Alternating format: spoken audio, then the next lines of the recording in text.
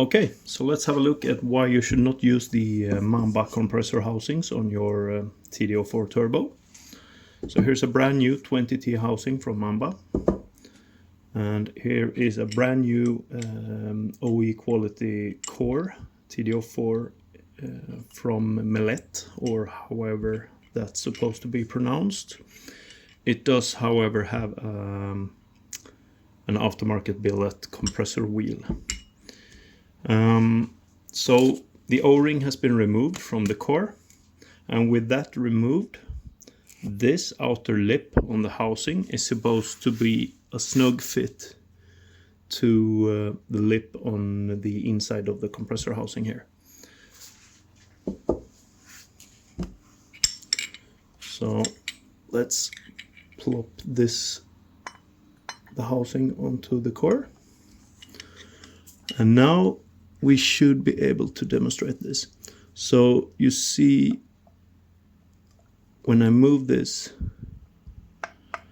there's about, I'd say, a millimeter of play here, so they are not a snug fit, which means that you are solely relying on the now currently removed O-ring to prevent the housing from touching the blades.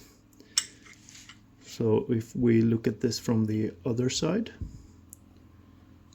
you can see that there's like somewhere between a .5 millimeter and a millimeter of play here, and that's the blades stopping it. So it could be that there's, if the blades hadn't been there, there could be even more play.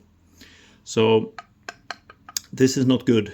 Your blades will touch the housing, ruining your turbo and quite likely even your engine.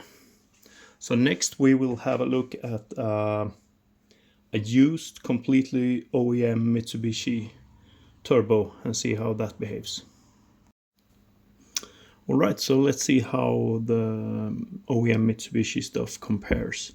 So here is disassembled 2002 model year TD04 HL15T, genuine Saab / Mitsubishi. So let's put these two together. The O-ring has been removed.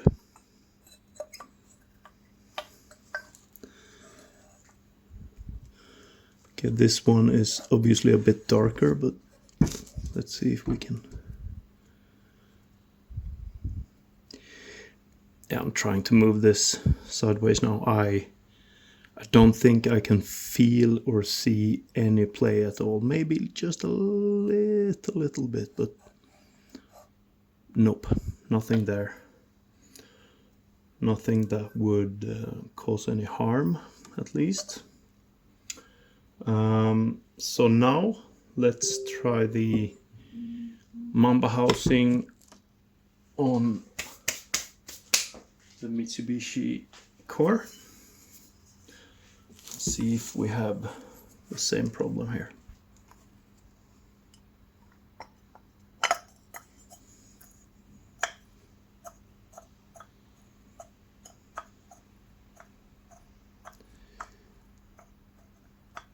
And yes, we do. So the issue is not with Mitsubishi or Millet, but with the Mamba housings. So don't use them. You will ruin your turbo and or your engine.